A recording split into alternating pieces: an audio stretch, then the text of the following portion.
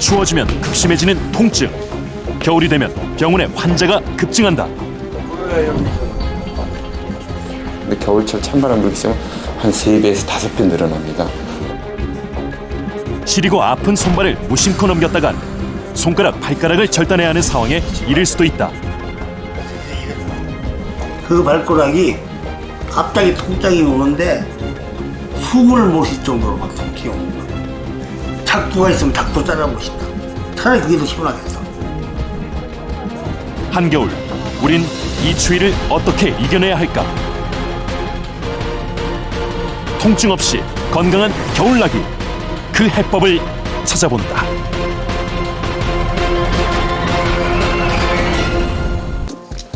그저 손발이 남들보다 좀 찬 거라고 대수롭지 않게 여겨왔던 김 씨. 결과는 수족 냉증이었다. 저쪽에서 보는 이제 손 냉증 기준이 있는데 여기 팔 온도랑 손바닥 온도가 0.3도가 더 낮으면 냉증이 있다고 보세요. 근데 지금 29.9도, 29.1도로 0.8도가 더 낮으시죠. 왼쪽 손도 냉증이 맞습니다. 0.3을 넘으셨기 때문에 약하다요. 표준보다 한참 부족한 하체 근육량이 수족 냉증의 주 원인으로 지적됐다. 우리 몸의 열 발생의 이제 상당한 부분을 근육에서 발생을 시키거든요. 네. 그런데 근육 자체가 부족하면 어떻게 되겠어요? 열이 발생할 수 있는 공장 자체가 없어지는 거, 부족하게 되는 거죠. 지금 특히 문제가 되는 게 소화기 기능이 좀 정상보다 떨어져 있는 게 문제인데 소화기도 같이 다스리는 그런 치료를 하셔야 되시고요. 수족 냉증의 가장 대표적인 원인은 혈액순환 장애. 혈관이 좁아져 있거나 막혀 있을 경우 말초 혈관까지 충분한 혈액이 돌지 못하면서 손발이 차지는 것이다. 펌프 역할을 하는 심장에 질환이 있는 경우도 마찬가지. 소화 기능이 약한 사람 역시 문제가 되는데 혈액 속 영양소가 부족해 말초 혈관에까지 충분한 영양을 공급할 수 없기 때문이다. 이처럼 손발이 찬 건 건강의 위험 신호일 수 있다. 단순히 손발이 차다라고 끝나고 그 겨울만 넘기면 된다. 추운 날씨만 피하면 된다고 할 수가 없고요. 이것들이 결국은 내 몸에 뭔가 기능계 이상, 뭔가 다른 문제가 있어서 겉으로 나타나는 현상이기 때문에 이거를 그냥 가볍게 넘기면 병을 결국은 키우는 그런 현상이 되겠죠. 우리나라만큼이나 수족 냉증 환자가 많은 나라 일본. 20년 넘게 냉증을 앓고 있다는 사카에 씨 부부를 만났다. 나이가 들면서 겨울을 보내는 게 점점 더 힘겨워진다는 부부. 요즘같이 추울 땐 양말은 물론 옷도 여러 겹 껴입고 생활한다. 50過ぎくらいから感じるようになりましたね。若い時はもうおしゃれの方に夢中なので、冷えててもこう薄着して歩いてましたけど、50過ぎぐらいから感じましたね。전기를 이용한 일본 전통 난방기구 코타츠는 겨울에 없어서는 안 될 필수용품이다. 사카이 씨 부부는 여기에 앉아 대부분의 시간을 보낸다. 장아찌를 많이 먹는 일본의 식습관이 냉증을 유발한다고 생각한 사카에 씨는 되도록 따뜻한 음식을 먹는다. で夏はやっぱりウリ類とかトマトとかキュウリとかそういうものですよね。それはやっぱり体を冷やす方なので少しは食べないようにしてます。全然食べないっていうのではなくて結構控えます。はい。 최근 일본은 중장년층보다 20, 30대 젊은이들이 수족 냉증을 더 많이 호소하고 있다. 忙しさですね。私たちっていうのは忙しくなるとですね、交感神経が働いて血管が収縮して、手とか足のような末梢がですね、体温が下がってくるんですね。忙しいとか悩んでる人って顔色が悪いでしょ。ああいう状態が冷えの状態ですね。 자율신경은 교감신경과 부교감신경이 균형을 이루고 있다. 교감신경이 지나치게 작용하면 혈관이 수축되면서 혈압이 오르고 체온은 내려가게 되는 것이다. 그렇다면 수족냉증은 왜 겨울에 더 심해지는 걸까? 우리는 다리에 혈액이 잘 돌지 않는 쥐로 한 가지 실험을 해보기로 했다. 혈액순환 장애를 앓는 쥐와 건강한 쥐, 이 두 마리가 차가움에 어떻게 반응하는지 비교해 보기로 했다.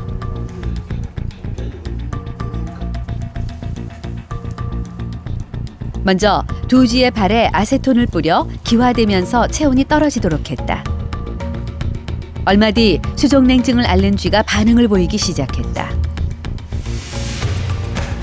아무런 변화가 없는 건강한 쥐와 달리 계속해서 발을 핥는 쥐. 통증을 느낄 때 하는 행동이다. 정상적인 동물이 전혀 통증으로 느끼지 못하는 차가운 자극에 대해서 아픔으로 인지하는 것을 보실 수 있습니다. 이러한 이유는 이 허혈 상태가 되었을 경우 통각 수용체를 아주 민감하게 만듭니다. 그래서 우리 정상적인 사람들은 전혀 통증을 느끼지 못하는 차가움 정도를 이 말초 허혈성 통증을 앓고 있는 동물은 통증으로 느끼게 되는 거죠. 건강한 쥐에게서는 별 문제가 없는 온도에서도 혈액순환이 안 되는 쥐는 예민하게 통증을 느낀다. 정상적인 사람의 동물의 경우에 10도에서 약 33도 사이에 차가움을 느낍니다. 그 온도가 10도 이하로 떨어지게 되면은 그건 차가움이 아니라 통증으로 느끼게 되는 거죠. 그런데 말초 혈액 순환 장애로 인한 말초 허혈성 통증을 앓고 있는 환자나 동물의 경우에는 이 차가움이 통증으로 느껴지는 한계였던 10도가 15도, 16도 이렇게 올라가게 되는 겁니다. 그러니까 더 높은 온도에서도 이제 차가운 반응에 대한 이 통각 과민 반응을 보이게 되는 거죠. 아픔으로 느끼게 되는 거죠.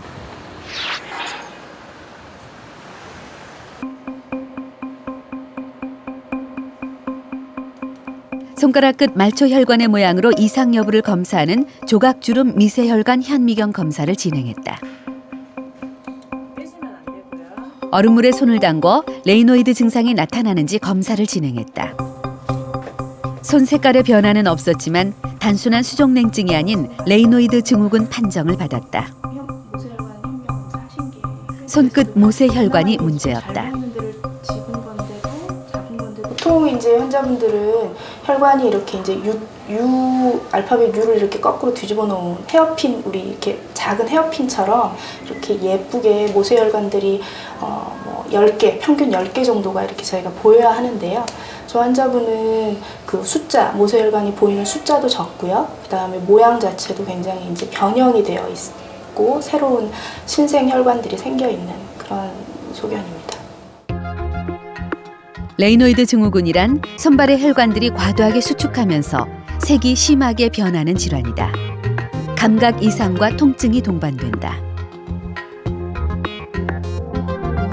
추워질 때 회피하는 거, 추위에 노출하는 걸 피하고 보온을 하는 거, 그게 이제 가장 첫 번째로 권장하고 이제 저희가 권해드리는 방법입니다. 장갑이나 또는 손난로나 뭐 이런 것들을 다른 사람 안 할 때 조금 더 먼저 하셔야 되는 것들이 있죠. 그래서 보온에 신경을 쓰셔야 되는 것도 있습니다. 레이노이드 환자에게 5분간 따뜻한 물주머니를 사용하게 한 뒤 혈관을 관찰해 보니 전과 달리 손발의 말초 혈관까지 혈액이 돌았다. 보온이 중요한 이유다.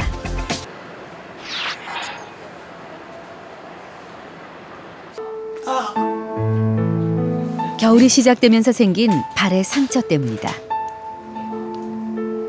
레이노이드 환자들에겐 괴사로까지 이어질 수 있는 치명적인 상처. 피가 안 내려가니까 여기는 이제 발목까지인데 등으로 내려가는 혈관이 발등에서부터 발목 인대에서부터 하나도 안 내려갔잖아요. 이 혈관이 스무스하게 싹 내려야 되는데 이게 좀 먹은 것 같이는 오돌도돌하게 이렇게 돼 있습니다. 이거는 뭐 무슨 얘기냐면은 혈관벽이 있으면 그 안에 노폐물과 여러 가지 이런 것이 쌓여가지고 동맥경화가 있어가지고 혈관벽이 이만큼 막혀서 이만큼 3분의 1만 간다는 얘기죠. 3분의 1, 4분의 1 이렇게 못 가는 거고. 결국 또다시 수술을 하기로 했다.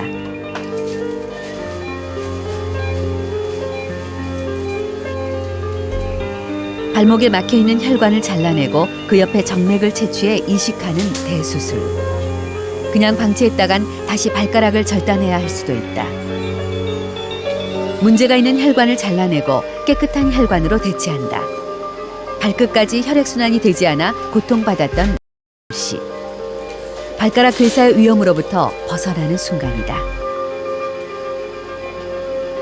다시 혈관이 막히지만 않는다면은 말단부 발끝까지 피가 잘 가리라고 생각을 합니다. 1주에서 2주 정도면은 충분히 회복돼서 걸어 다니실 수 있을 거로 생각이 됩니다. 학자들의 연구에 따르면 수많은 질병이 저체온에서 비롯된다고 합니다.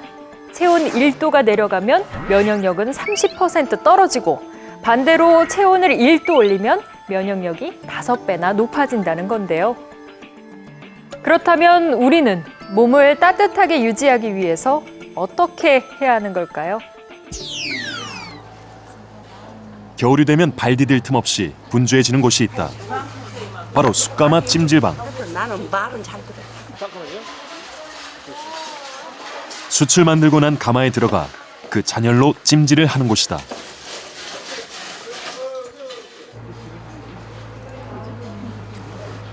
이곳을 찾는 사람들의 대부분은 40이 넘은 중년 여성들.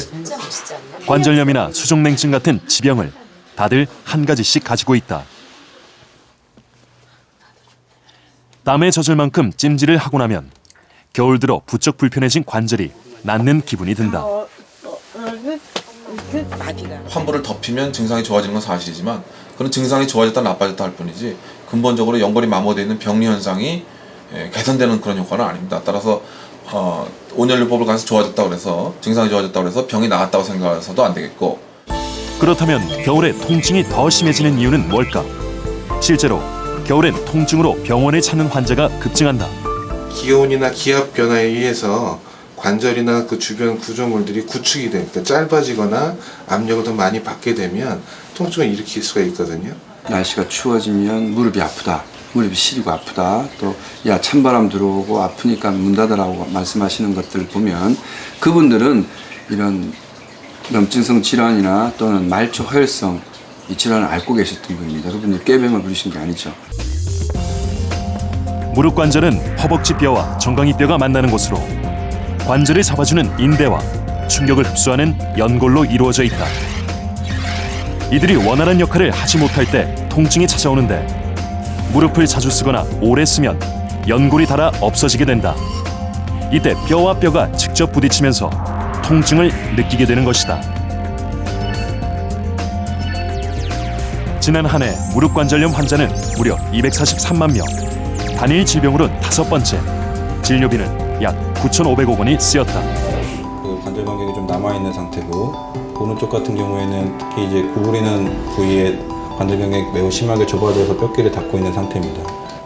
과거에는 퇴행성 관절염의 증상 호전 목적으로 관절 내시경 수술을 많이 했었었는데요. 수년 전에 일반적인 비수술적 치료에 비해서 관절 내시경 수술이 퇴행성 관절염 환자에서 효과가 크지 않다는 것이 밝혀진 이후로 최근에 많이 하지 않습니다. 다행히 이분이 그 보행 시 통증은 아직 심하지는 않아서 약물이랑 그 운동치료 같은 보존적 치료를 시행하고 있는 상황입니다.